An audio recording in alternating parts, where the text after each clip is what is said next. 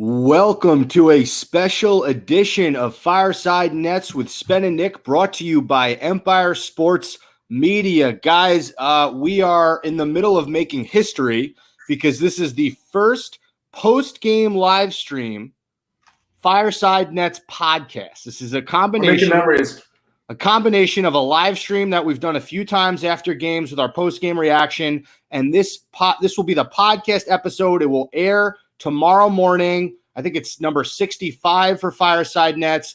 But Nick, let's get into this. Make a victory face. Victory face. Oh, you see that? I'm doing push-ups. I'm in the gym, just like my guy Blake Griffin, just like my guy Bruce Brown. Nick, let's get into this. Brooklyn Nets domination, slaughter. The Nets should be wanted for murder based on what they did tonight to the Milwaukee Bucks. At one point, the announcer, I think it was Marv Albert, I was listening to the TNT broadcast. He goes, the lead is 49. And my girlfriend Victoria was on her phone, and she just started. She's 49? No, she just started dying laughing, like burst out into laughter after having heard that tiny sentiment that the Nets were up 49 in a playoff game against the 3 seed, Nick. 125-86 was the final. Give me, what are you feeling right now as a Nets fan? Let's just say the Nets have a right to bear arms because they went deer hunting tonight. Ooh, I like that one, little Nicky.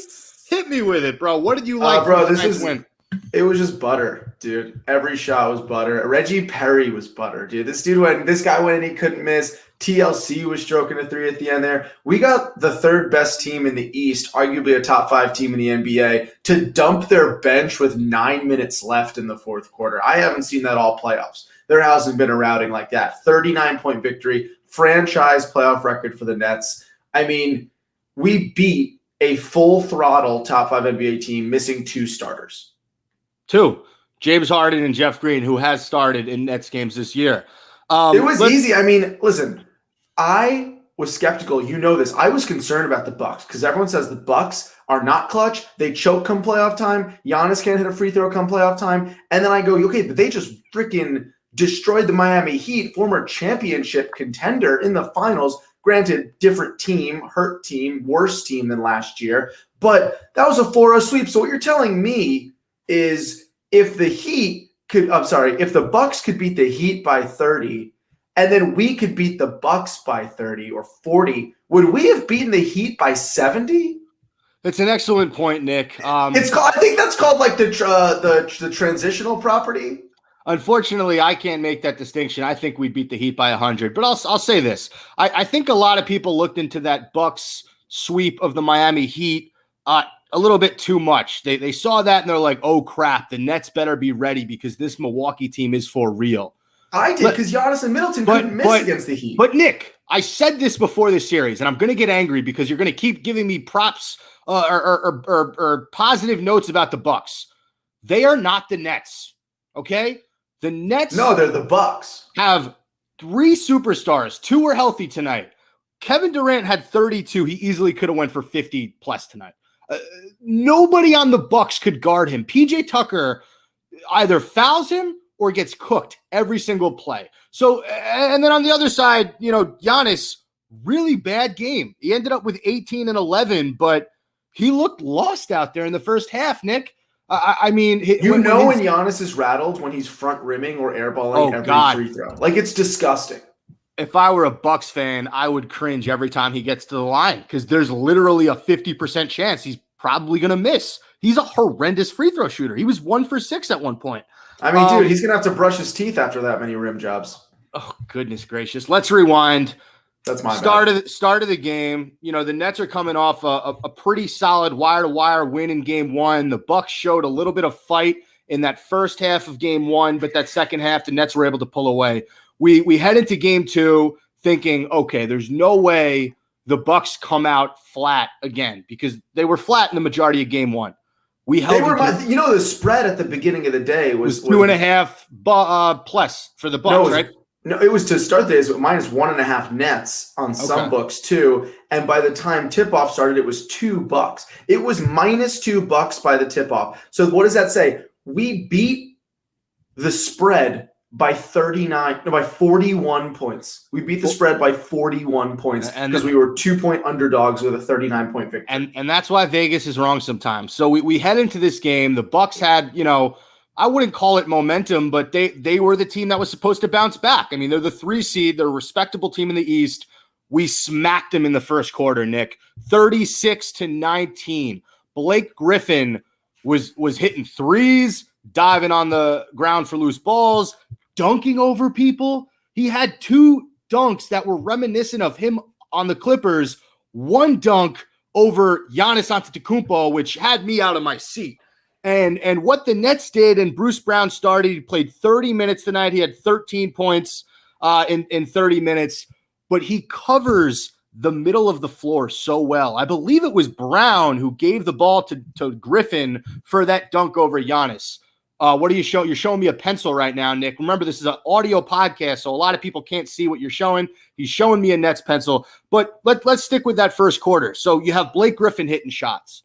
You have Kevin Durant and Kyrie Irving hitting some shots. By the way, Kyrie ended up with 22 points, 6 assists, and 5 rebounds in 34 minutes. Solid game for him. Him and Kevin Durant did not have to play the fourth quarter. So take those stats and add about 10 to 15 points, rebounds, assists, whatever you want to call it.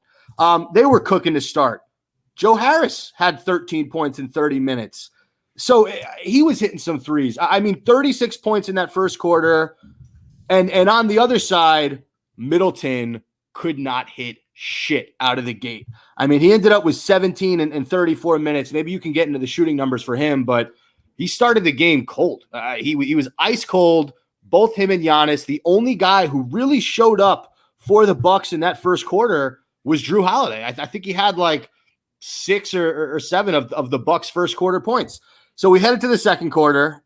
It's 29. Well, before you get to that, Charles Barkley before the game called the Bucks administration or coaching staff dumbasses, or said what they were doing was dumb as hell, because last game they were hucking threes instead of pounding the paint because they have so much size on us. So what did the Bucks do tonight? One, they couldn't hit a shot again, but they tried to pound the paint. Giannis was driving more. Middleton was driving more. They were feeding Lopez down low, and all we were doing was collapsing with Blake, with Durant, with bodies down low, with Bruce Brown, who's a hell of a defender, because they couldn't hit a shot. So literally the methodology, what they needed, the adjustment they needed to make, they attempted to do it, but they couldn't complement that all by hitting an open 3. Middleton, like you said, couldn't hit shit. So they literally made the adjustment of what they needed to do, and here's how it worked out for them, Spen. They out-rebounded us by 11 in the first game, 58-47, 15-6 on the offensive boards. Tonight, they out-rebounded us by 2 total rebounds. So what does that say?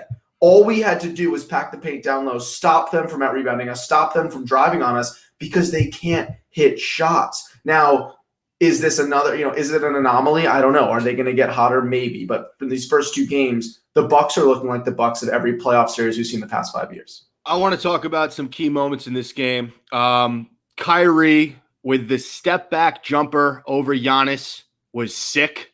That was right after Giannis had blocked a beautiful layup going to the rim by Kyrie. Kyrie came back, hit him with a behind-the-back step back. I think it might have been a 3 or a 2. I'm not sure, but absolutely cooked Giannis. Kevin Durant, and I said this earlier in the show, he cooked everybody all night, whether it was Giannis, whether it was PJ Tucker, anybody who guarded Kevin Durant. He said, thank you very much, and hit every single shot he took. And then the one thing I want to get into, I'm trying to think if there were any other key plays. I said the Blake Griffin dunks. Oh, I got one for you. So Bryn Forbes, who is supposed to be the 3-point specialist for this Bucks team. Who doesn't get enough minutes. He's not getting enough minutes. He is their Joe Harris. He comes into the game in that first or second quarter. He hits a 3. All of a sudden, as a Nets fan, you're like, I don't want to see Bryn Forbes hitting some threes. Landry Shamet comes back, drills one right away, matches him. Landry Shamet had 3 threes in this game, Nick. The guy's been ice cold, and he hit 3 threes. You want to know when it's a good night for the Brooklyn Nets? When Bruce fucking Brown is hitting 3-pointers. And they give him the 3. They give him 10 yards every time. Which is fine, because that baseline 3 is his spot. So he hit the 3. Blake Griffin had about 2 threes. We just had Crimson Striker comment, ha, ha, ha, ha, ha, and we even sat James Harden to make it even. Very funny, Crimson Striker. Well, what did I say, Spen, at the yeah. beginning? I think it's been months ago I've been saying this to you. Yes. When we have all of our superstars playing at an elite level, playing with confidence, that spreads across the entire team. When you see Joe Harris missing, when you see Kyrie getting attitude and going cold, that affects everybody else on the team. And those are the games we most likely lose because then you're putting too much pressure on the bench players like Shamet to come in and save the superstars. But when these guys are hitting shots, when Kyrie and Durant are carrying the team, when Joe Harris is hitting an open three, when Blake Griffin is jumping higher than he has in 6 years, then what do Bruce Brown, Shamet, Claxton have to do when they're getting a bulk of the minutes? They literally just have to be consistent, keep it going, keep the momentum going. And now the superstars have given him the confidence to shoot that three, to pull up. Hey, guys, we're going to give you a cushion. Just come in and play your game. You don't have to save our ass. You don't have to overcompensate. You don't have to play out of your talent level, out of your skill level. Just literally come in and complement what we've already done. And you can see smiles across the board. If you looked over on the bench, one of my favorite moments was DeAndre Jordan's arm around Nick Claxton. With like 7 minutes left in the fourth quarter, just two big men watching the game, smiling, enjoying it, talking basketball. And that's the attitude we need. And at times during this season, I've missed that. I've missed smiles. I've missed high fives. I've missed hype. I've missed Durant cheering on the bench players. I missed Kyrie high-fiving someone after he made a bad pass, right? There was one play where Durant made a bad pass. They did a full switch from one side of the court to the other where Blake Griffin was wide open and he cut to the basket because nobody's guarding him, and Durant just threw it out of bounds. Yep. And Durant kind of gave Blake Griffin a look like, go out. And Griffin came up to him and goes, dude, I had a wide open lane to the hoop. And then Durant took responsibility and high-fived him. I mean, that's the camaraderie we need all around. Yeah, I mean, breaking that one down, Blake's been in the league for a long time, so I don't think he's. But I'm saying Durant's initial reaction is to be stubborn. Right. No, this team communicates. Look, there were three things in this game, not talking about individual performances, that I absolutely loved. The first was the team defense. Every time, like I think you brought this up earlier, but every time the Bucks had the ball in the post or the paint, the Nets swarmed on them. The second Lopez brought the ball below his chest, it was a turnover every single time. Middleton to the lane, swipe, turnover off his leg. Giannis, turnover. I don't know how many times the Bucks turned the ball over, but the Nets made it so uncomfortable for them in those first two quarters. Nick, the Milwaukee Bucks offensively are not this bad. 19 points in the first, 22 in the second, only 24 in the third, and 21 in the fourth. 86 points for the game. That's fucking embarrassing. Against a team who was not defensively efficient during the season. Well, I wouldn't call the Nets inefficient, but yeah, they're not a top 5 defensive team. So they're not the Blazers. They're not the Blazers. That was the one thing I loved. And the second thing, still kind of blended with the team defense, but Steve Nash, I mean, we got to commend him a little bit. Not having Jeff Green, not having James Harden, you insert Bruce Brown into the starting lineup. You have guys like Mike James coming off the bench, giving you valuable minutes without Kyrie and KD in that second or third quarter. I mean, James was efficient in this one, Nick. 10 points for him, 3 rebounds, 3 assists in 24 minutes. But he's a solid game manager. Him and Kyrie actually play off each other pretty well, and he knows how to create. So I just want to commend Steve Nash for pushing all the right buttons offensively and defensively. His game plan regarding Giannis has been great. Hey, if Giannis thinks he can shoot 3-pointers, let him shoot 3-pointers. He's a career 30% 3-point shooter?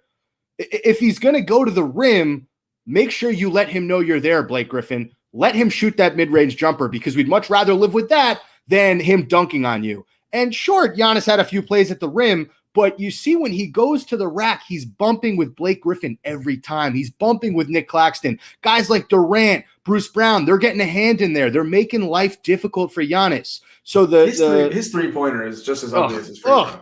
His three-pointer is the grossest thing I've ever seen in my life, and I've seen some pretty fucking disgusting things. To answer to what you're saying before turnovers and talk about efficiency, we had double the assists and half the turnovers that the Bucks had. So we had 27 assists to the Bucks 14. We had 8 turnovers to the Bucks 16. So, I mean, in a game where not only we outshoot you, we compete on the boards, which was a huge where we were an underdog, especially last game, because we are undersized against this Milwaukee team. If we're able to control the ball, protect the ball, and steal the ball, I mean, it's game over. You don't have to try. If you're not hitting, if you can't take care of the ball and you can't hit your shots, you're not going to beat anybody, let alone the Brooklyn Nets. So I talked about team defense. I talked about Steve Nash, and you brought up those assist numbers. The third thing that I loved seeing tonight was the mother flipping ball movement from the Brooklyn Nets. 27 assists, but it was that ball movement literally flipped my mother.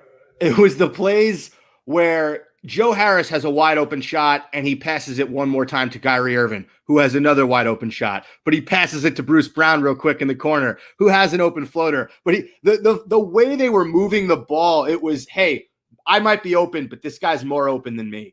And Mike James, who's pretty shoot first, he's a ball hog. He's a little bit of a ball hog, but not tonight. Not tonight. He passed tonight. Yeah.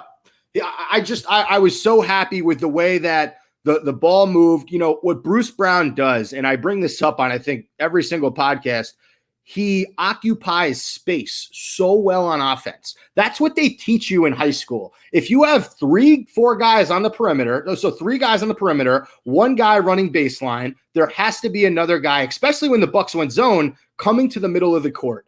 And Bruce Brown does that so well. He comes to the middle. He can hit that little floater. He can hit someone with the alley-oop, or he can pass it out to someone for a 3-point shot. And I was just amazed at the ball movement, Nick. I mean, look, the big thing when the Nets acquired Harden and they had Kyrie and KD, the big knock was, hey, guys, there's 1 ball. And how are 2 guys going to handle 1 ball? Dude, they scored 125 tonight.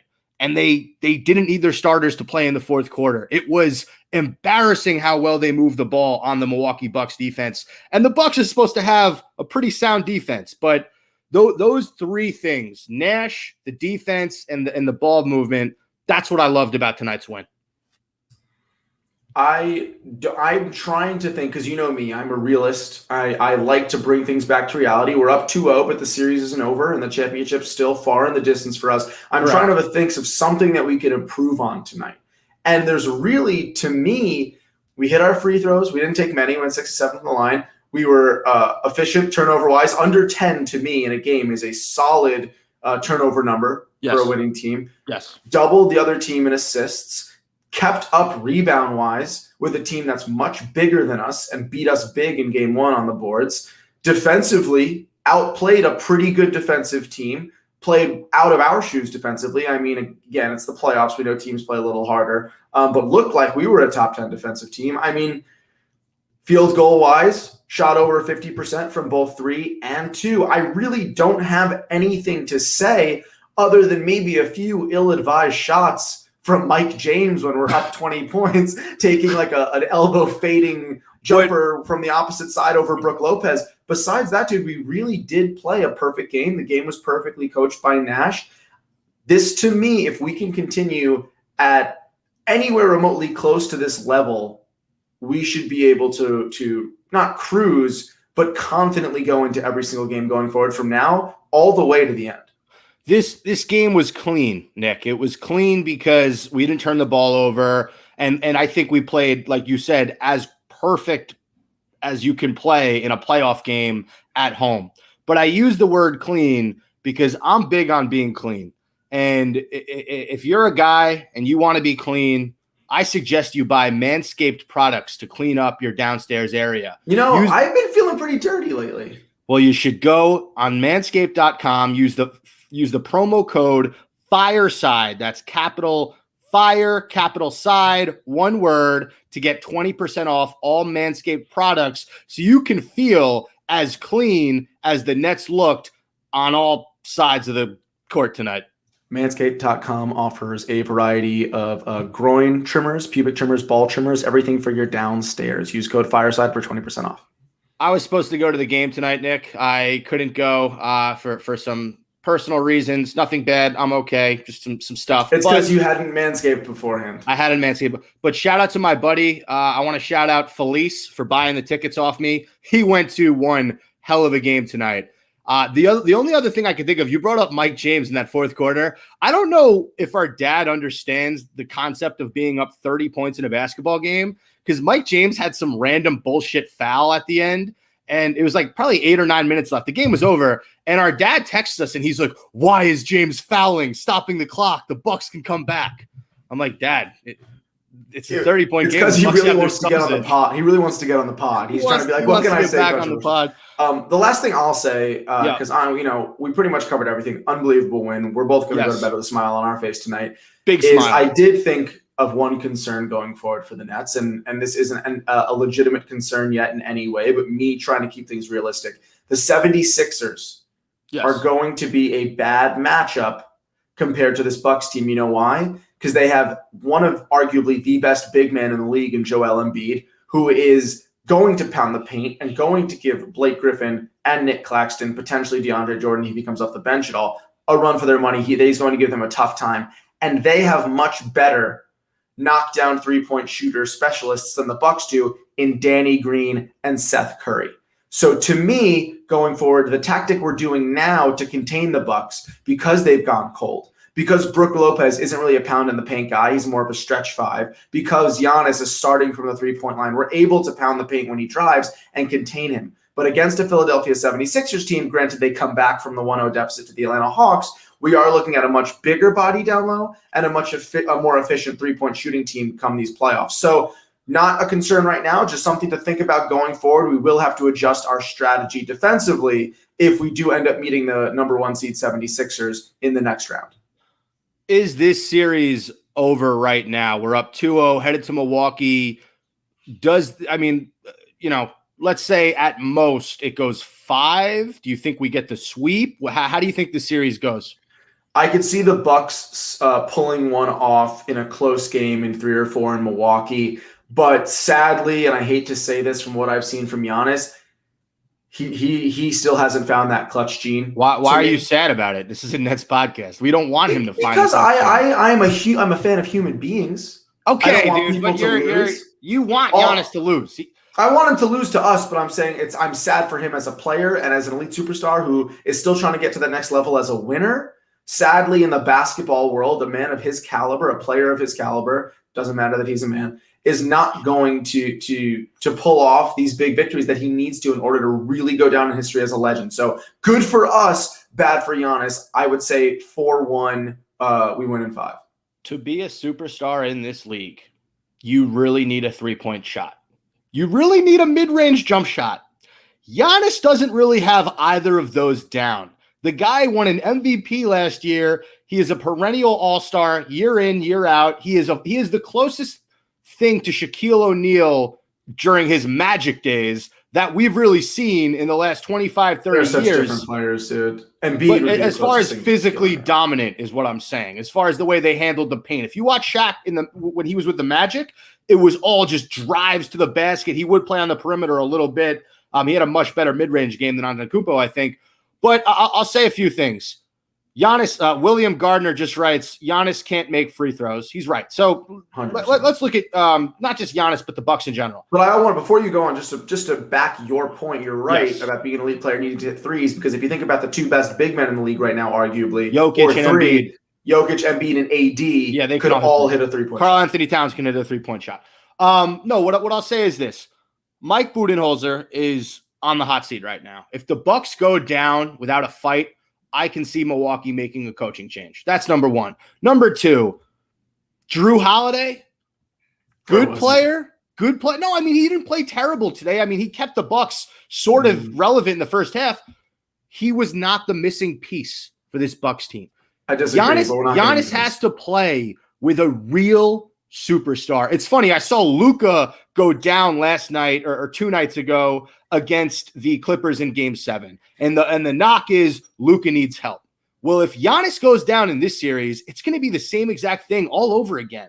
And it's a hot take, but I think Luka and Giannis would play excellent with each other. Now, Luka's going to be offered the Supermax in Dallas. Giannis is on the Supermax in Milwaukee. There's no way they're going to play together. But if you could somehow have those 2 guys just play off each other, I think that would be such an interesting duo to watch. The cool thing about Giannis is I think he can play with anybody. I think if you gave him a Jokic or an Embiid, he would play, not Embiid, more, it'd have to be a passing center. Or if you gave him like a CP3, like a ball handler, someone who can really manage the game.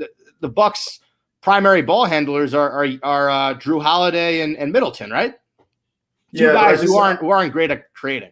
Listen, let's not get into the future too much. I disagree that Drew Holiday wasn't the missing piece. I think Drew Holiday is a fantastic point guard. I think he is a 10-level step up from Eric Bledsoe. I think he meshes well. He's a great defender, and this is a solid defensive team. What you're looking at right now is a team that can't close and a team that can't finish when it comes down to it. Like Paul George is a similar player to Chris Middleton in the situation where they're knockdown shooters in the regular season and come playoff time they can't hit shit. Granted, Paul George is an all-around better player than Middleton, and he has Kawhi to put him on his back. Mm-hmm. And the Clippers just best three-point shooting team in the league, best defensive team in the league.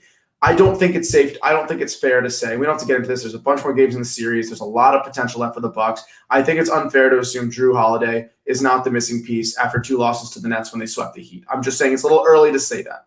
Okay, well, if it ends in 5, can I say that? Because that's my prediction. I think that I agree with you. The Nets will lose 1 game in Milwaukee. I hate to admit that because they're playing phenomenal basketball right now. But I think the Bucks outwork the Nets in 1 away game for Brooklyn, comes back to Barclays, we win in 5. And remember, we got the Harden news recently. It's hamstring tightness, which is a good thing compared to what it could have been. So this is a guy who can be back relatively quickly. Maybe it's not Milwaukee, maybe it's against Philly or Atlanta, maybe it's towards the end of the series, but we should see Harden back in the Nets uniform pretty soon. Jeff Green has been dealing with plantar fasciitis. He was a game-time decision for the first 2 games, did not play. I think we see him in Milwaukee in either game 3 or 4. I think he comes back and he gives the Nets another element as the stretch 4, stretch 5 who can play alongside KD in the front court. So, look, the Bucks ran into a friggin' juggernaut Nets team who struggled a little bit against the Celtics in 1 game on the road, but essentially closed out the Celtics in 5 and are really starting to find their rhythm. And unfortunately for Coach Bud and Giannis, they're not playing their best basketball right now. I do think in a weird way, sweeping a Heat team that was just not the same team as they were last year, it almost hurt the Bucks because they were feeling themselves after that sweep. Giannis made that comment, we don't like to play with our food. Okay. All right. Sure. What about now? What are you playing with now? You guys are getting smoked out of the gym night in, night out. So, look, it's a fun series for Nets fans. It's a crap series for Milwaukee. I think the Nets will take it in 5, and I think that this will be the last series you see Mike Budenholzer coach for the Milwaukee Bucks. That is my final takeaway from tonight. Dude, they were down 49 points. I get it. They were down 49, Nick. They lost this game, 39 points, 125-86? That's as bad a loss as you can have. And I'm sorry. I know guys miss shots, but that's an effort thing. Real quickly, I want to shout out Eli413, rapper. He's one of our best listeners. Eli, you know we love you. He wrote Kevin Durant is better than Michael Jordan.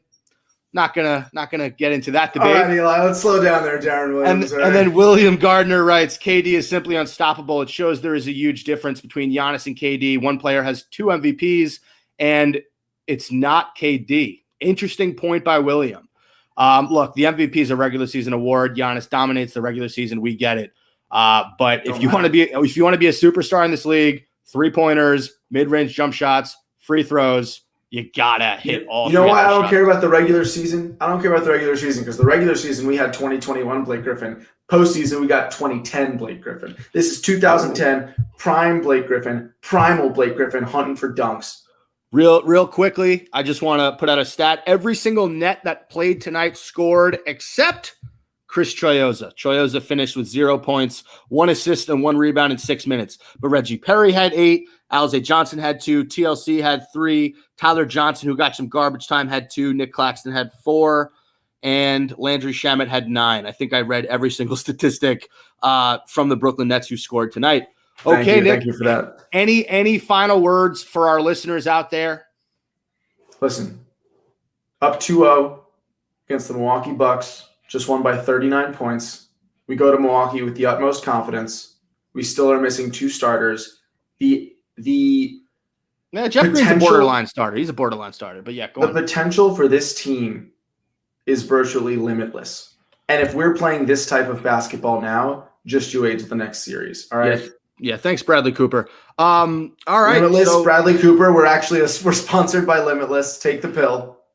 real quickly to everybody who listened to the live stream tonight, thank you so much. Please download the podcast tomorrow. Obviously, you don't have to listen again, but we still want your download. And if you want to listen to me and Nick wax poetic about the Nets for a second straight day, sure. We want that download. We would love that. But download the pod. Thanks to everyone for listening. We are brought to you by Empire Sports Media. This has been a combination of the Fireside Nets with Spen and Nick podcast, plus our post-game reaction. We love every single one of you and have a great day. We do not. Do you want to say it, Nick? Are we going to say it? Can we say it, but really fast alternating words, not singing? Okay. So who's starting? You start. Ready? 3, 2, 1. Catch. You. On. The. Fire. Side.